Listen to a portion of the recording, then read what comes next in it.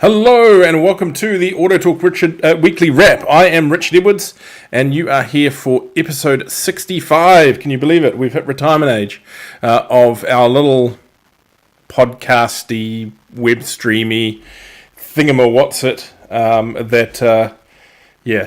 we've been doing for a while now, on and off. Now, we did take a week off last week.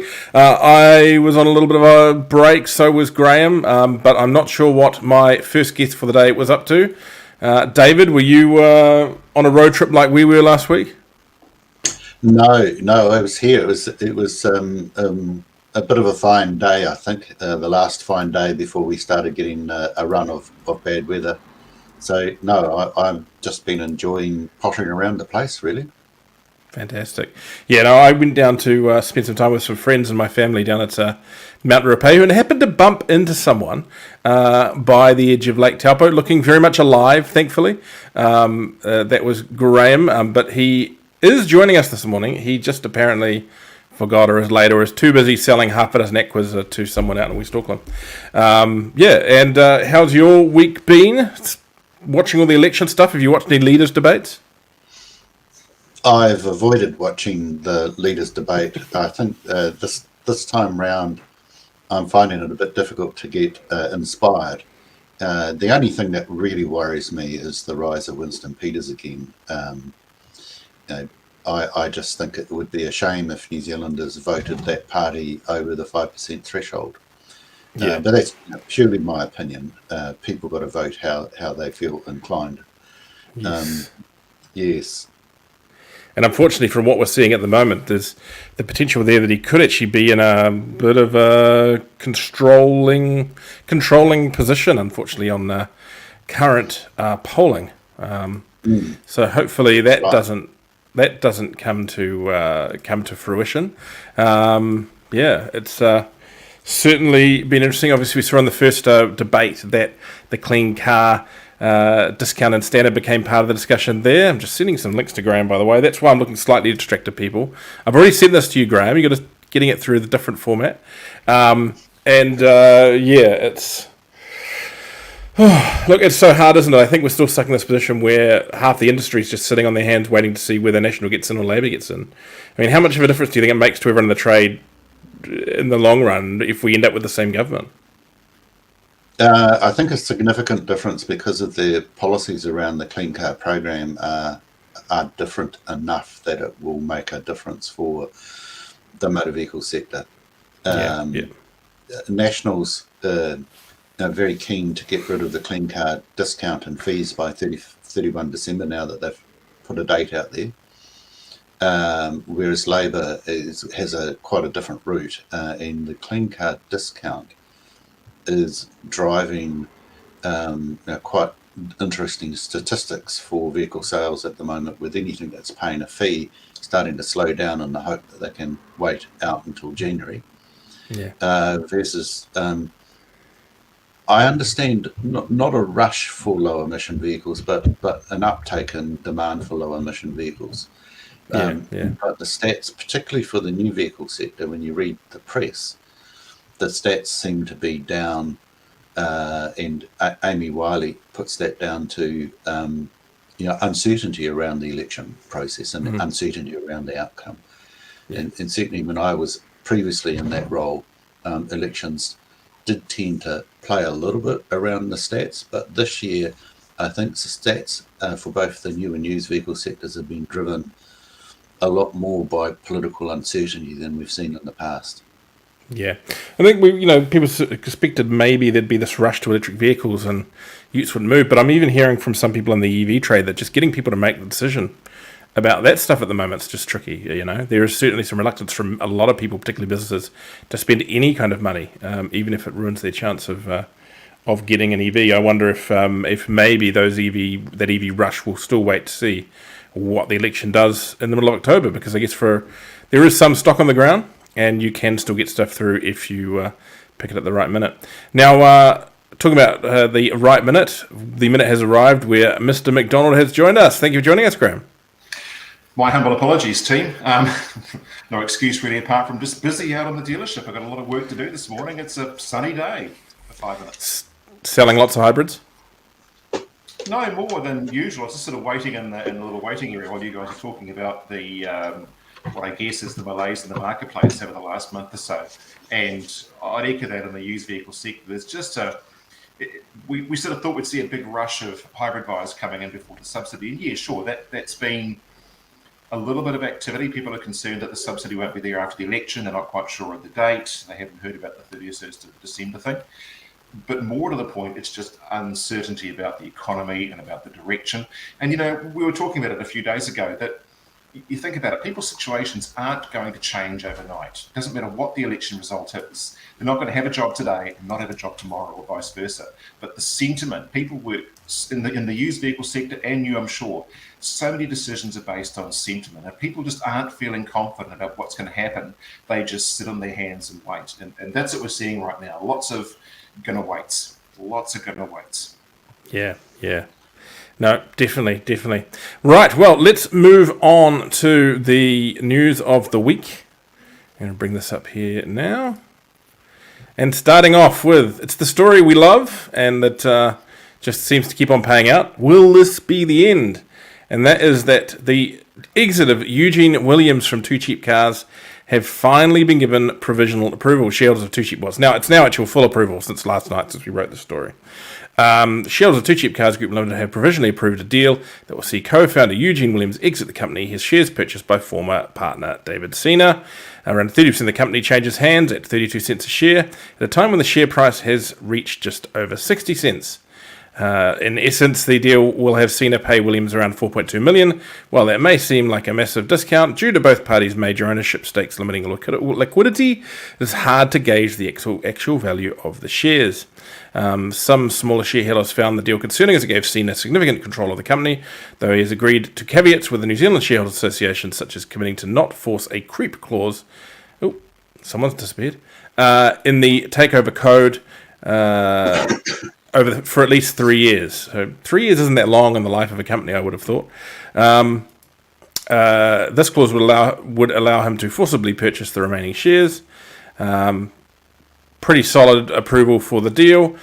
Chair Michael Stiasny welcomed the move at the annual general meeting, saying it allows the company to move forward. It draws a clear line under the troubles of the last few years.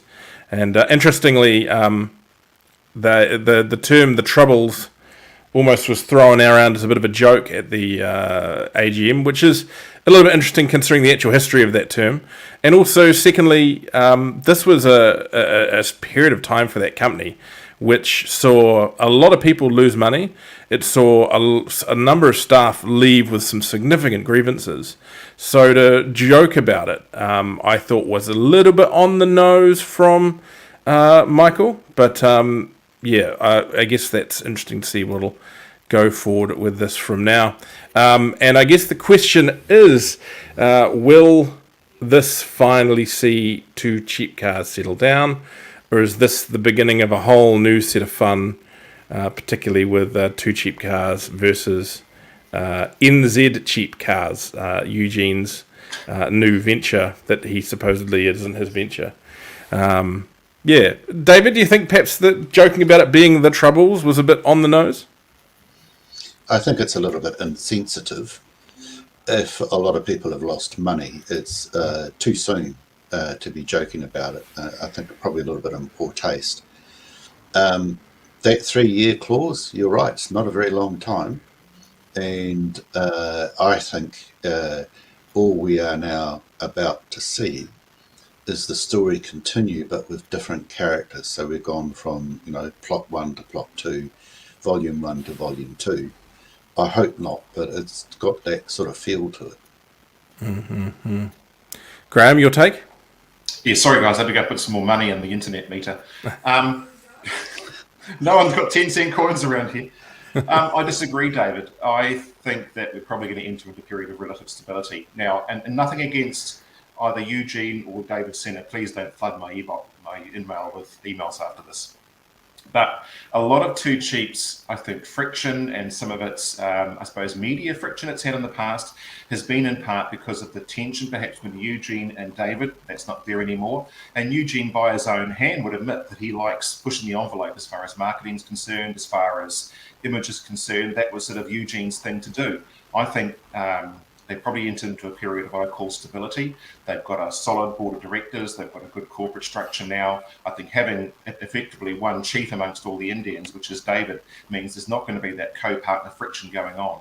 And as long as they can maintain that, I think there's probably going to be stability going on forward, because they just haven't got that tension anymore within the business. Now it's just effectively, it's a listed company. It still is, I think, and it can just get on with the business of doing what it does without that outside interference anymore. So good luck to them. I really hope, honestly, guys, this is the last story we have to have about Too Cheap Cars. Because honestly, right about now, I'll be paying a lot of money for the marketing if it is.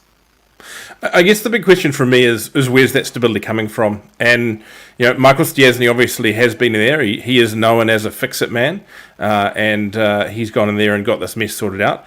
Will he stay now? And that's a big question to me, is whether he will stay or whether he will step down as chairman and be replaced by someone else, and who that will be. And also whether they can maintain their new chief executive, Paul Millward, who's going very well, it seems. Mm-hmm.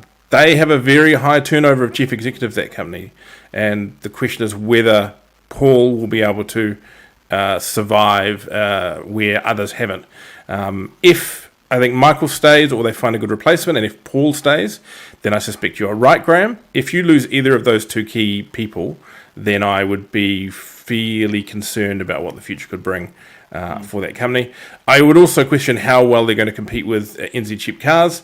Call the structure what you like. A lot of Too Cheap's success has come down to its sizzle, and Eugene is the sizzle. And him going off to another operation will be very interesting to see what he can do there. Too Cheap Cars still has probably the better cost base, the better efficiencies of scale. But could he take some of the heat out of their market presence as such by competing very closely? Don't forget, they're still in the business to sell used cars, right? They're still importers of motor vehicles, and that's not going to change. And there are plenty of other businesses out there with multiple sites, maybe not quite as many as Too Cheap, but certainly, up to 8 different sites around the country that are operating and doing just fine. Again, remove that tension. As long as they stick to their knitting, which is importing vehicles, preparing them and selling them, I think the future looks pretty good for them. And just stick to what they do really well. I think what the others don't have necessarily is the economy of scale that Too Cheap has. I mean, they're able to do it cheaper. So we'll be, it's just going to be interesting to watch. Hopefully we'll still get, sorry? I was just going to say, Graham, I think you hit the nail on the head. If they stick to their knitting, then it should settle down. And you're right, a lot of the influences that have driven distraction in a rather public way have been resolved or removed. So now it comes down to what should be operating in the marketplace, survival of the fittest, based on who's the cleverest, who's the smartest, who can drive the business in the best direction. So I'm hoping that that's how it transpires, and you may be right that we may be actually seeing this coming now down to good, strong competition. Was the fact they changed the name back to Too Cheap Cars an indicator that they will stick to their knitting? Because the NZ Automotive Investments umbrella kind of left it fairly open as to what they could do. They went into finance. I know there was some discussion at some point they might look at investing in new vehicle dealerships. Just being Too Cheap Cars again does kind of indicate they will go down that track. Yeah. Now, how much of a less interesting place is the industry going to be without Eugene and David in the same building? Well, less marketing copy for you, Richard, I'd argue. You know what? The rest of the industry, now can I speak on behalf of the used industry here for a second? We don't really give a damn. Don't give a flying fig. Do well. Don't do well. Just stick to your lane like everyone else does, and we'll all be fine. If you like, it's us and our show here that keep pumping up the tyres of the story because it makes good copy. Yeah, look... the statistics from the stories we run, Graham, would indicate that the rest of the industry do give a damn. So, yeah. Well, everyone always likes to read about somebody else's misfortune or trouble or tribunals and bits and pieces. The good news stories, right? Nobody ever reads the good news stories. It's the same as every media outlet these days. No one buys the Herald to read about, garden plantings in Glen Eden. We want to hear about who's being shot. We're no different. We are whores for bad news, aren't we? We really are. Exactly.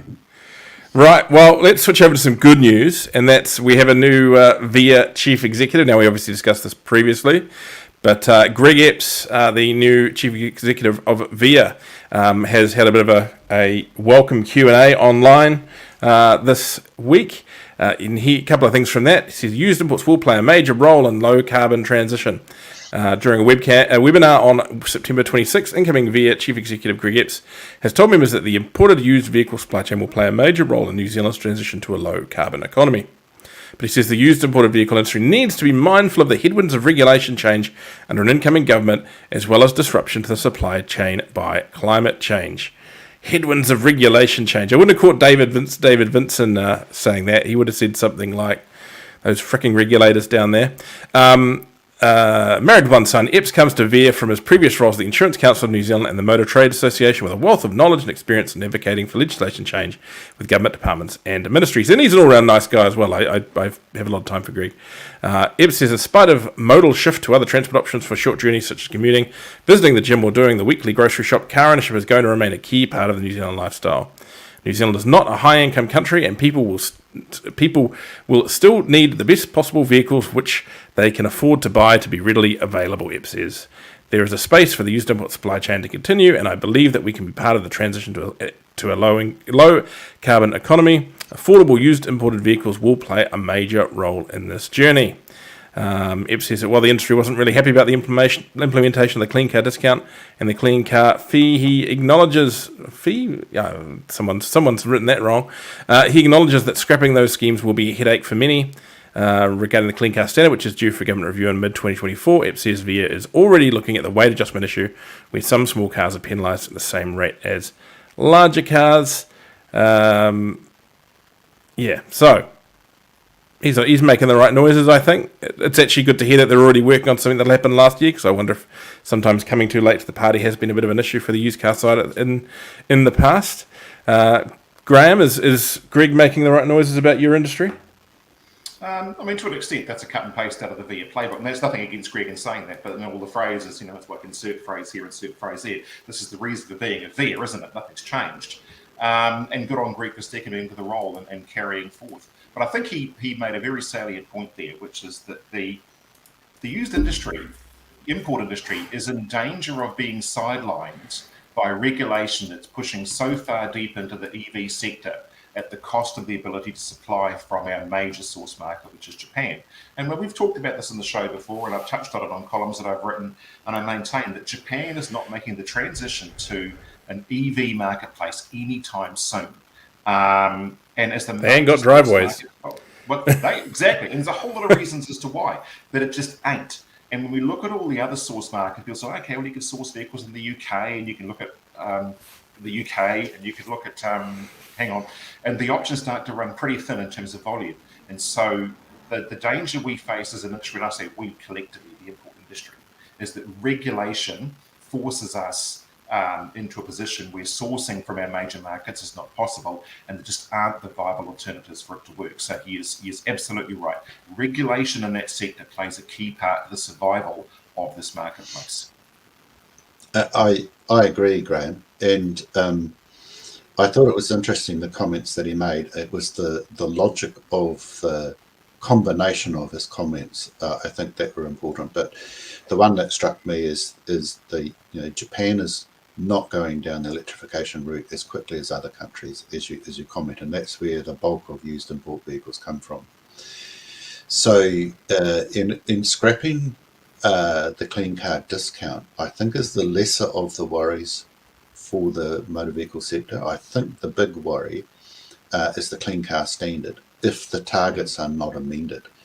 So if I was in Greg's shoes, and I know that he's probably already working on this, I'd be pretty keen in doing what Amy's doing for the new car sector, which is talking to the prospective transport ministers post the election and saying, in National Enact, and saying, we need those targets amended. It's a marathon, not a race, and at the moment, it's like a 50 meter sprint rather than a 10,000 meter run, because the targets are so hard and so fast. But you roll those targets back, then it not only helps the new vehicle sector, it helps the used car sector, because that continues the ability for you to source hybrid vehicles. If the targets are not rolled back, then hybrid vehicles become expensive, because the targets get so hard so fast. You have to then start factoring in the cost of carbon penalties. And I think that's what Greg's touching on, is the way in which the clean car standard is structured. It's not just the weight bands, it is also the targets. And so you've got to look at how that clean car standard works.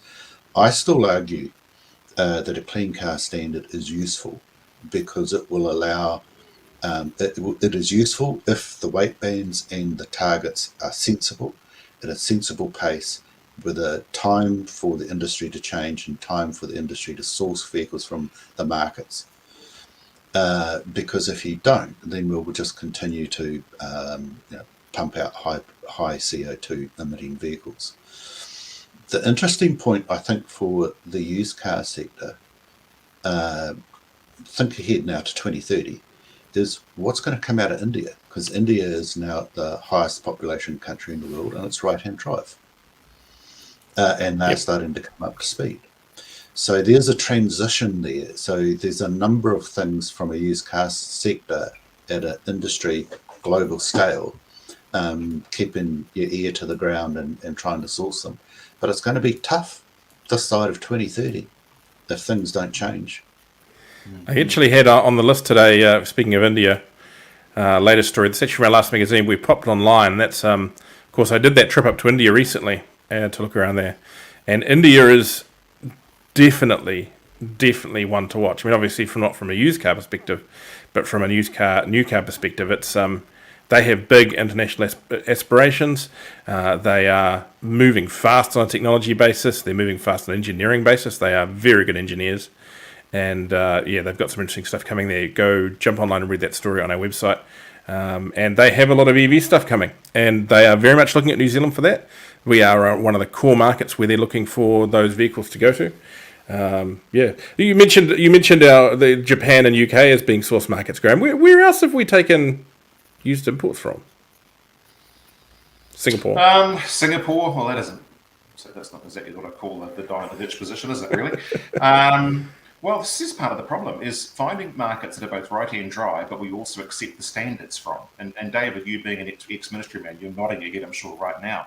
It's not necessarily about where the steering wheel is, it's the standards. It's the standards that we accept. And that's why a number of other right-hand drive countries that are producing domestic market stock, like Thailand, for example, have been out of bounds for us to access. And so that's the key to it. And you talk about India, for example. I don't know what their standards are going to be like in terms of parity that be acceptable to our ministry here for used vehicles downstream. I don't see a used car ever landing here out of India. It would be more around new vehicles that compete at the top end of the used import market on price. Yeah, is probably the point. I don't think you've seen it, but I guess. Fair comment, Graham. Yeah. Has anything ever come out of Thailand here? Was there anything there that ever met the standard? I've heard talk of it before. There's been lots of attempts to bring. I mean, obviously the thing is trucks, right? So things like the stuff that's built there, Rangers, Hiluxes, that sort of stuff. I don't know of anyone that's done it successfully on a commercial scale. I mean, there's sort of rumours and whispers every now and then, and there's the odd bits and pieces that pop up. But to be honest with you guys, if it was commercially viable to do within the legality of the frameworks we have, then we'd have 1,000 arriving next week on boats, and they're not here. And if our industry here is nothing else, it is certainly not short of ingenuity when it comes to figuring its way through things. If it's not being done, there's a good reason as to why. Yeah. Because you've got Singapore, Thailand, anything from Malaysia, has that ever flowed through? Yeah, I know a couple of cars from Malaysia came in because once upon a time there were BMWs that had drugs packed into the gearboxes. Yeah, I mean the Malaysia route. So through into Singapore, some of the stock coming out of Singapore, for example, is the sort of the Malaysian pathway, if you like. But no, not in volume. Once again, not in any sort of volume that's going to work. What other countries? South Africa, right-hand drive, isn't it?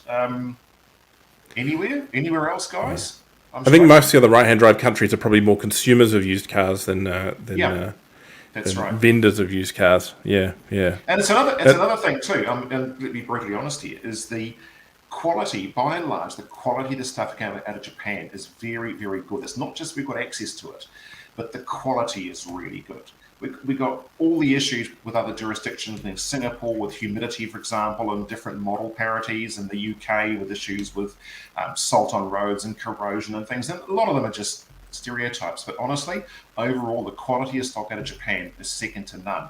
And there isn't another source market in the world that I can think of that would provide that same quantity of stock at the quality that we need. So adjusting the targets is the important bit then, Graham. Yeah, absolutely, David. Yep, absolutely. Yep. Is Hokkaido car equal to UK car, Graham? Well, if you're buying cars out of Hokkaido, it's basically there's everything that's coming to you. But like, we're all big boys and girls here. We should already know not to buy cars from Hokkaido. Just so we also know not to buy cars on Facebook Marketplace that have come out of the swamp here in West Auckland that have got drowned about 9 months ago, right? There's always a potato somewhere, Richard. And what's worse, Hokkaido car or Okinawa car? Oh, for a while there. Oh, no. No. Hokkaido car, no. Not Hokkaido car, no. Yeah. Sorry. Yeah. And look, and again, most people know how to identify that sort of stuff in Japan. I mean, if your agent doesn't really know how to identify a Hokkaido car through the plating network as it comes through the auction lanes, well, shame on them. Go and buy tofu or, run pizza box companies instead. Stick to your knitting. Right, now let's stick on the topic of Japan and a story that was, well, it's been our biggest story for quite some time. It's certainly rated its little letters off. Optimus to acquire new Australian new car retail group. The Optimus Group, a company listed in Japan with diversified interests across the vehicle retail and supply chain, has reached an agreement to acquire substantial dealer group AutoTalk. With component businesses boasting a 30-year history in the automotive market, Optimus primarily operates in the used vehicle export space. The company's two most recognised international brands are Nichibo, specialising in used vehicle export, and Jibic, a vehicle inspection company. Here in New Zealand, it's a far bigger player in the market, with Nichibo being a leading player in the trade alongside its finance offshoot Auto Finance Direct and the VINS network. Now, in Australia, under the leadership of local director John Satari, this marks the first move into the new vehicle category. Optimus already maintains a presence in Australia, holding a stake in the Ozcar used vehicle retail operation and vehicle data supplier Blue Flag. It also offers logistics and used import vehicle services. Now, this is a big one because, this isn't just them buying something little. AutoTalk operates 28 dealerships representing 35 brands in Queensland, New South Wales, and Victoria. It serves as a range of vehicle segments in the Australian automotive industry, including volume, premium, luxury, and commercial vehicles. Optimus states that the acquisition allows them to accelerate its strategy of growth within the Australian automotive landscape and will position the company to support its OEM partners in expanding, especially with the growth in the EV segment. Nobuya Yamanaka, president of Optimus Group Co. Limited, commented on their global business model in the automotive sector, saying Optimus Group has operations spreading across Japan, New Zealand, and Australia, offering a full complement of end-to-end automotive solutions. Our planned acquisition of the AutoTalk business will provide the opportunity to expand our route to market into Australia in line with the growth ambitions and strategic direction of the growth of the group. So, interesting one, this one, because you're taking a company that's been at the core of the growth of the used import market, and it is spending up in a big way in the new car trade. How long do you think before we see them do this in New Zealand, Graham? Now, I was going to have a different take on it, actually. I was going to say, how long before we see the parallel importing of late model vehicles into Australia through the pathway? Because, putting on my Australian hat here for a second, one of the great nuts to crack there is getting past the franchise agreements that a lot of dealerships have in Australia, or the arrangements with their distributors, or for that matter, just on the ground, individual dealerships not being prepared to accept parallel import or late model stock to complement the used vehicles. So this is a first. We have a company structure that not only is import friendly, but has the network and supply and arrangements to actually put those vehicles onto the ground. And I think this could be the thin edge of the wedge that Australia's been looking for a little while, because that is a nut to crack. It's not about supply, it's about having access to the market. And this could be an extremely smart move indeed for the Australian sector. And I'm sure, watch this space, because I know in Australia, all the guys I'm talking to over there within AIMVIA, we're all looking at it the same way. Yeah, well, I guess the idea for them would be to peppercorn imported stock in amongst what they're able to bring through their new car networks, and I guess that'll give them an advantage over other new car operations there that can't necessarily source volume to the same level or to the same price. And yeah, it's going to be an interesting one to see what they do with it. Absolutely. As far as new vehicle territory in New Zealand, David, what do you think? Well, given my comments about the slow transition to electrification in Japan, it may be their pathway for diversification in New Zealand. Get your toe in the water in Australia. In fact, I wouldn't call this a toe in the water. I mean, they've leaped in, haven't they? I think if you exclude those owned by the listed dealer groups, this is one of the biggest groups in the country. If you exclude the listed groups. Yeah, so I could see some change here. When you get big, it's hard to stay big if you just stick with the traditional lines when that traditional line starts to get a bit thin on the ground. And if you're cashed up, why not? If you've got experience with used, it's not going to be that much more difficult to have experience with new. There's just a few deals around warranties and new vehicle servicing and stuff that's a little bit different. But it's just the marketplace just coming up with a new skill set. Well, I mean, John Statari, the head of Optimus Australia, is very experienced in the new car industry there. He's run and launched new vehicle brands over there. He is a strong operator. Be interesting to see what they can do with that, and a lot of interest with that. That's definitely going to be an interesting story to watch for the future as we see it develop. Probably not too much to say about it now, but watch that space, I suspect. Now, 2 automotive roles added to the immigration green list. The addition of 2 automotive roles to the immigration green list is great news, but there's more work to be done to solve the skills shortage facing many businesses in the sector, according to the Motor Trade Association. Collision repairs and automotive refinishes have been added to the green list. MTA Chief Executive Lee Marshall says MTA, in close collaboration with the Collision Repair Association, had advocated strongly to the government to include the roles. We know that the skilled labour shortage is the number one issue facing many of our members, he says. It's causing financial and emotional stress for many business owners who face longer hours, delaying their retirement, even closure in some cases. These roles are also crucial for keeping Kiwis safe on the roads and ensuring repairs are carried out quickly and professionally. So we thank the government for listening to us. So that's another addition there. Now, of course, there's still some debate around what other automotive roles should be on that green list. I have a totally left field idea, right? I think that these automotive businesses complaining about what skills they can get into the country should be able to hire anyone they want from overseas. As long as to hire one person, say you hire one skilled technician from overseas, you have to train one locally. Good idea? Well, I think based on what I know of the new vehicle sector and my time when I was there, Richard, training new people is not the issue necessarily. What is the issue is finding the experienced people to be the foreperson and the manager in the workshop, the person who's got the skill. So there are in the immigration, it's complex because there's also a salary level above which you can't bring somebody in from overseas, which cuts out that experience. So what is really crippling the sector at the moment is the grey-headed people like me who've hit 65 and are leaving the sector, and we haven't got people behind them coming up.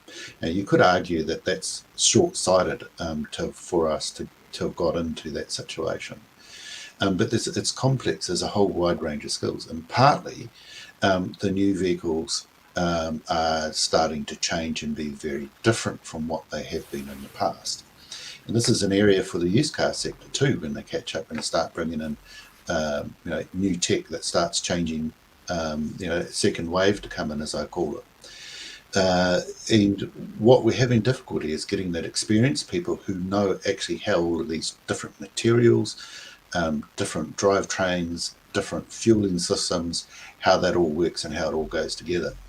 And in the Repair Association, the Collision Association, I talked with them quite a lot over the years. the different materials require different skill sets. And when you have to repair a vehicle back to manufacturer's standards, and those standards have all been developed overseas because that's where they're manufactured and that's where the skill set is. We don't have that skill set in New Zealand because we're not manufacturing it, so we have to import it. Now, importing that skill set is expensive, and then we've got a salary cap. So that's part of the problem. I think there's definitely that as part of it. I think it's a mix of issues, right? And that my watching over things over the last few years is we've seen that we've seen not enough. We've seen that has been an issue. We've seen not enough development locally or investment in training, and part of that's come down to the fact for many years we had the ability to bring in technicians, and this is why, and I don't want to be rude to anyone, but why I don't want to cast aside why I somewhat dispute your thing around the tech stuff, where we've been able to import cheap, essentially, technicians from the Philippines, from South Africa, from other places, rather than investing locally. I think it's a mix. I think there's been some very good operators out there who just haven't bothered to invest, and they have a habit of just stealing from others or importing from overseas. And those who have invested and are probably sitting a bit more pretty, or have had them stolen by others. It's a tricky one. We want a market economy, except when it doesn't seem to work out for us. There's more than that. There's more than that, guys. I think you're missing a point here. Is that the workforce, if you like, at that, call it the bottom end, if you like, the entry level, to an extent, just don't want to do that sort of stuff anymore. Like I'm the parent of a about to be 17-year-old. He's not leaving school until next year, I think. Quite a few of his friends are talking about it, looking at what they're going to do. And here's the overall picture I get is most of them these days, they don't have a clue what they want to do. What they don't want to do is they don't want to do hard stuff or labouring or workshop, mechanics and stuff like that. That is just not seen as sexy jobs anymore. They just don't. And it makes it harder and harder. If you think the old days when we were growing up, there were not just better pathways, I think, but there was just a better understanding and acceptance that, some of you went off to university and some of you went off to become, trainee panel beaters, and some of you went off to go, there's all these different things. These days, everyone wants the top-notch job right from there, and no one wants to give up their do that. I disagree with you, Graham. I think a lot of it comes down to money. And look, a prime example was when we came out of COVID. So many people moved to the building. It's shifting now, but so many people moved to the building industry because the money was better. I knew people at local cafes where I live who the cafes couldn't get workers anymore because they'd all gone off to the building industry. And we're a market where we've got senior parts interpreters, people with decades of experience in the market, struggling to hit $70,000 a year. And I suspect that is why we're struggling to retain talent. Especially you wait till your kids turn 17. That's fine, and that's, I understand what you're saying here, but and it is part of it. I'm not saying it's not part of it, but we've got people in the parts department or in the service department struggling to get $30 an hour when they're seeing guys who are doing pretty middling over on the sales side of the market doing $100 grand a year. And I think that's a problem. Who says that these people are worth less than those people? That's the tricky thing. It's complex and complicated, and it's been a long time in the making, and it's a range of factors that are affecting it. But in the last 5 to 7 years, so in 2013-14, I sat around the table with the other automotive trade associations, with Maito, and we redid the automotive qualification framework. And already back then, we noted that there was a range of issues at play. So one of them was this emphasis for a very long time on career advisors to say that university is the sexy place to go, when we know that not everybody's suited to that. So where has all of the career advice and help and assistance gone for the trade sector? It's been largely absent. So the educational sector has partly been at play. Then there are generational factors, and I agree with Graham, having, my kids are all in the 20s and early 30s. But, I followed that Gen Y, Gen X to Gen Y transition into Gen Z. And there are some generational issues. They had different drivers and different factors, but a lot more focused on what I call the soft jobs, with softer not being denigrating. It's just, the IT, the gaming, all of that sort of stuff. So building managed to grab those people, Richard, because they invested heavily. They spent $1 gazillion advertising, working with people. They got very savvy working with government. So what we're now seeing with the Motor Trade Association, and I want to compliment the Motor Trade Association for these latest initiatives, because it's damn hard work to get officials in government to change the settings. And I think they have done a really good job in getting those settings changed. And I think we need to have more changed, because our sector has got into a situation, partly because of its own making and partly because of other factors, that makes it difficult for us to press ahead.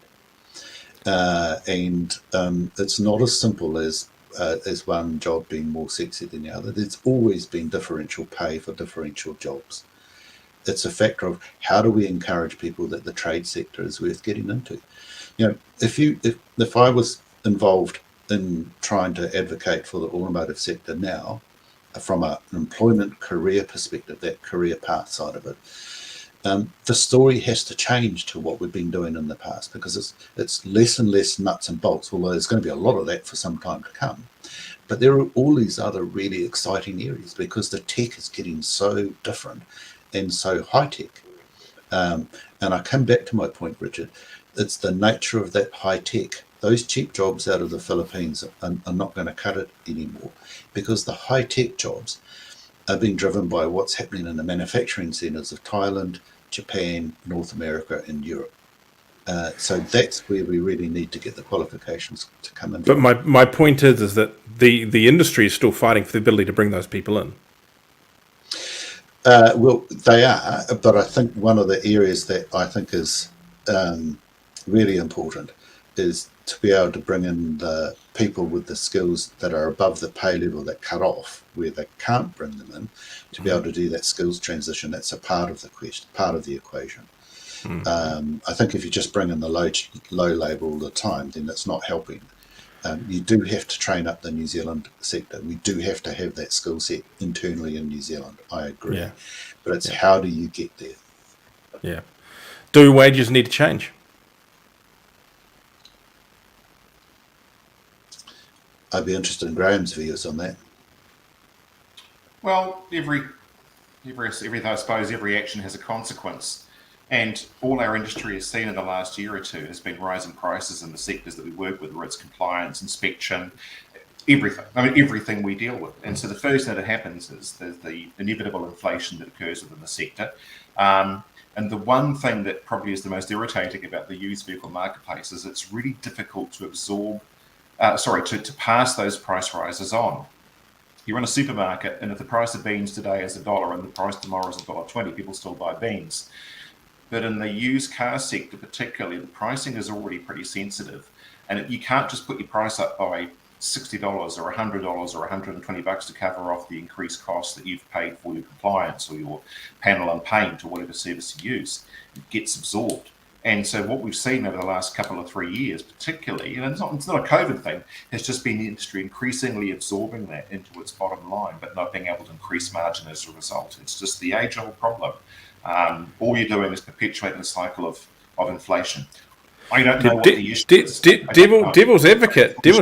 In that time, we've also seen a lot of these companies that do release profits, releasing record profits. Now, I'm not against record profits. I'm a business owner myself, but I'm just devil's advocate here. You know, in that time we've had all this discussion around the squeeze on prices and inflation, all this kind of stuff. Company profits are up. So where's the balance? And again, we go back to it's actually growth through expansion, Richard, not necessarily per unit. And so you can't grow your margin in your individual units, so you grow by expansion. And we just talked about a story 15 minutes ago about Mitsubishi branching into the new vehicle sector. It's about expanding. It's not that they're making any more money on the units they're selling. It's about expanding into different marketplaces. And in the used vehicle, I don't think it always is. But anyway, and I guess we go back to the original problem you're talking about. You know, convincing your son should he become a mechanic or not, or so, whatever it was down the track. We're going there. How it must be impossible to convince a kid to go into a trade where his earnings are probably going to cap out at about $80,000. When I know what I will get out of the bed for, I know what you'll get out of bed for. I don't know about you, David. You're retired, but it sure as heck isn't that. And that's I guess that's my advice is a solid no. It's say don't do it. Yeah, absolutely, exactly. Don't do it. I don't know. I think I disagree because I don't believe, Richard, it caps out because the pathway is different. There is a pathway to owning your own business, and I think that's the seductiveness eventually with earning a trade. You come up, you do your apprenticeship, you do your time, and then you try, either set up or buy into a business, and that's where the game changes. So I know a number of people who are about the same age as my eldest son, who actually, so that's in the early to mid 30s, who've gone through the trade, haven't had to pay back a large student loan, now own their own houses, and building or automotive trade. Automotive automotive, electrical, and plumbing and building, so across a range of sectors. Yeah. But there is this thing that is happening, is that as they go through the apprenticeship and do their time, if they're clever, they can then start to get into and develop their own business. And if they're prepared to put in the hard yards, it's the same. I went through the university route. I spent a long time before I could earn big dollars. And when I summed up, I've got a twin brother who didn't go down the university route and did other things. Now, it took me till I was 45 before I earned more than he had earned. Mm-hmm. And I was earning big money at times compared to what he was. So it's just different pathways, different ways. And I think we can attract people into the trade. It's just the story's got to be a little bit different, and we haven't had that story from the career advisors. Mm-hmm. So that needs to be the better way to go. I mean, the whole discussion about, you should go and do a trade rather than university, that shift was starting to happen when I was at high school. We're talking, quarter of a century ago. But maybe it needs to be amplified.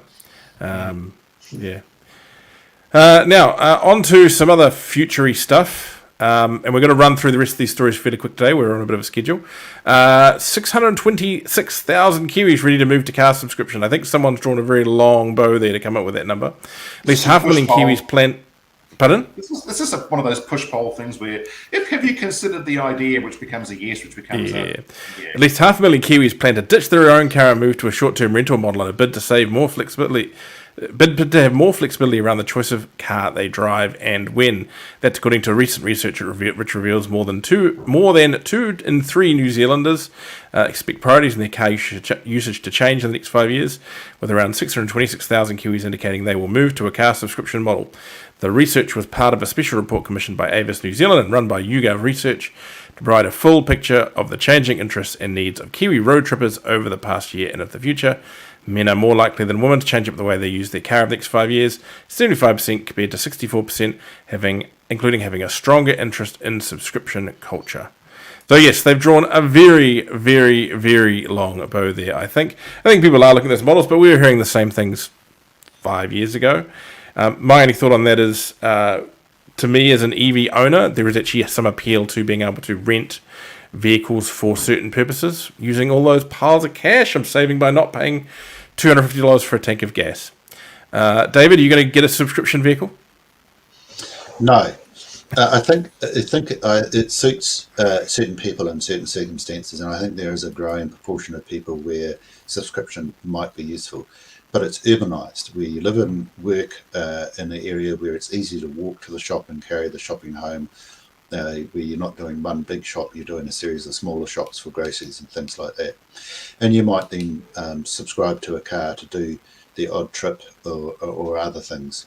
People where they're living in apartments and don't have parking. So we've seen a rise of building development where the buildings don't have a car park. And so people who don't have car parks are now, what I'm hearing on the ground, are starting to think about subscription as an alternative way of doing it. And they're doing the sums and saying, will this work out? It just depends on how much I drive versus public transport, walking, cycling. So it is a little, I think 626 is a rather interesting figure. I'm not sure how they got to that. I think might or may rather than will. But I do suspect and do expect subscription to be on the increase. The rate at which it increases, hard to tell, but it's going to be urban centres. Graham, wish you'd subscribe to your Mustang? You don't get your sticky paws on my Mustang. That's the whole point, isn't it? No, I'm not going to go for a car subscription anytime soon.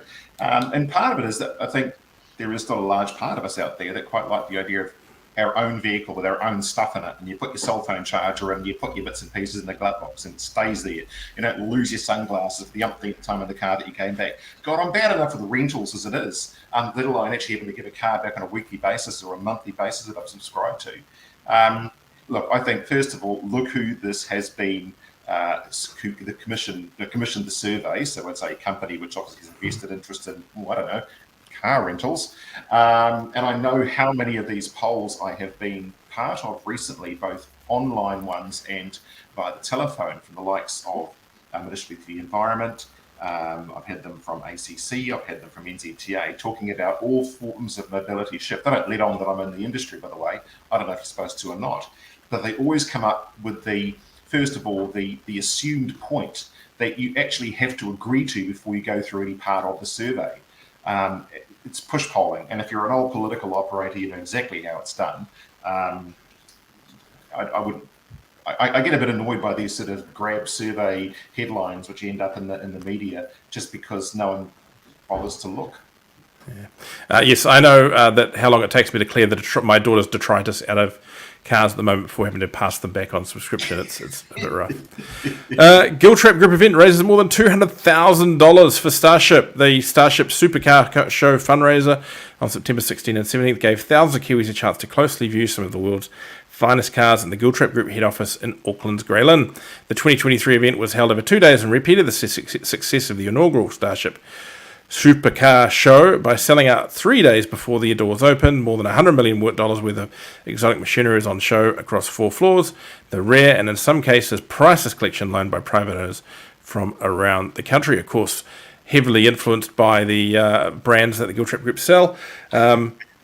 Giltrap Group's joint managing director Michael Giltrap singles out this contribution as the reason for the show's success.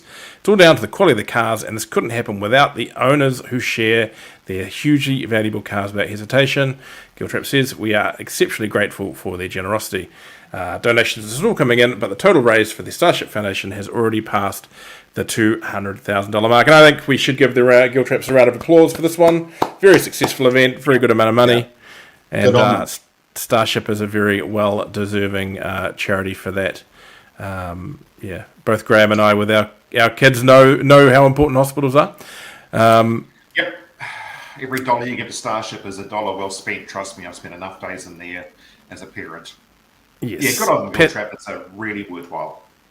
Passenger EVs now mainstream in New Zealand, says Colonial Boss. Colonial Motor Company Chief Executive Alexander Gibbons is praising the group's hard-fought fiscal result while taking a swipe at the government's Clean Car Scheme and declaring that passenger EVs are now mainstream. In the NZX-listed company's recently released 2023 annual report, Gibbons says 2023 was less disruptive at a dealership level than the previous financial year, but there were still challenges on a number of fronts.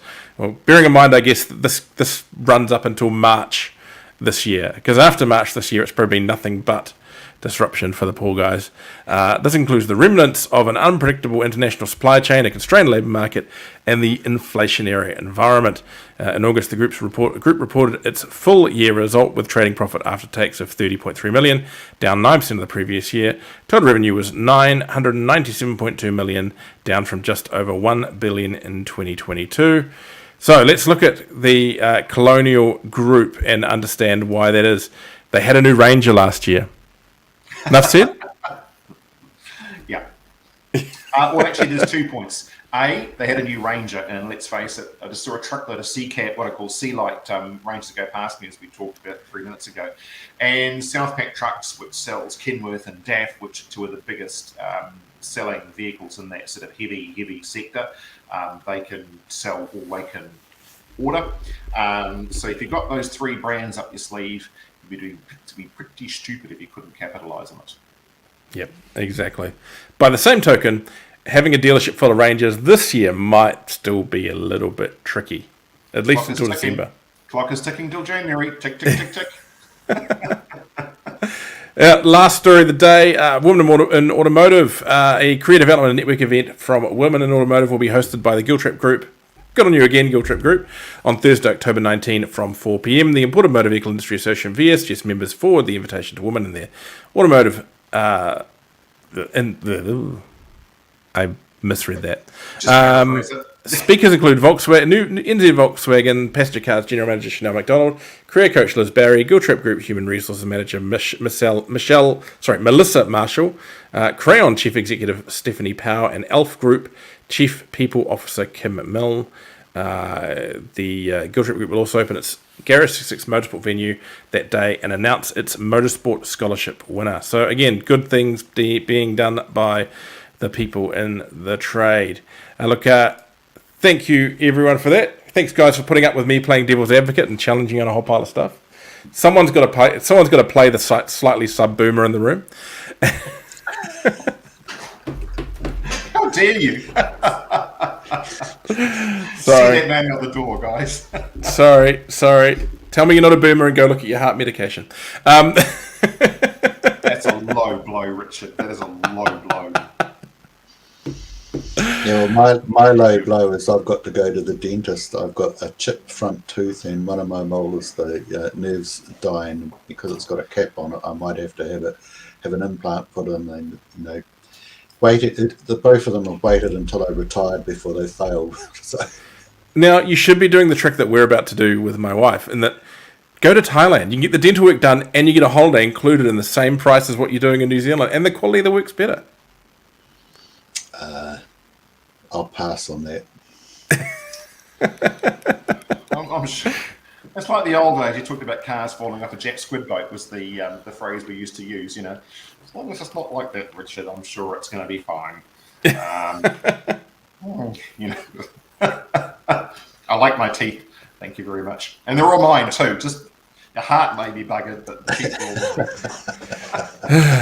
all. Yes, exactly. All good. Have a great week, everyone. Drive my boomer car that makes big brum noises. Richard, you can drive your little car that sounds like it's made for the Jetsons. I'm driving a van this weekend, but it's electric. Anyway.